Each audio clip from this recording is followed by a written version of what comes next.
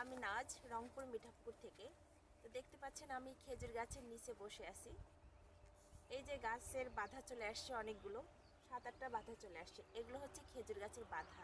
যারা জানেন বা খেজুর গাছ যাদের বাসায় আছে অলরেডি তারা বুঝতেই পারতেছেন। তো আগে পুরুষ গাছ অর্থাৎ মেল গাছের ফুল আসে, পরে মানে 1 সপ্তাহ বা 10 দিন পরে আবার ফিমেল অর্থাৎ স্ত্রী গাছের মা গাছের ফুল আসে। তো পুরুষ গাছের ফুল দিয়ে স্ত্রী গাছে পরাগায়ন কেন আমরা করাই এটা অনেকেই হয়তো জানে না। তো পরাগায়ন করার কারণটা হচ্ছে আপনার খেজুরের সাইজটা বড় হবে এবং খেজুরটা যেন ঝরে না যায়, এই জন্য আমরা এই পরাগায়নগুলো করাই। তো আপনাদের যাদের ভিজিট করার ইচ্ছা আছে আপনারা বাগানে আসবেন, ভিজিট করবেন, স্বচক্ষে দেখবেন কেমন খেজুর আসে, কীরকম খেজুর হচ্ছে, কী ধরনের খেজুর হচ্ছে আমাদের বাংলাদেশে, তাহলে পারে বুঝতে পারবেন।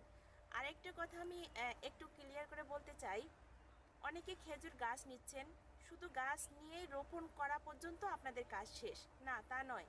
একটা গাছ যদি পরিচর্যা করতে পারেন তাহলে গাছটা কিনবেন, আর যদি পরিচর্যা করতে না পারেন অযথা গাছ কেনার কোনো প্রয়োজন নাই, এটা আমি অনুরোধ করে বলবো।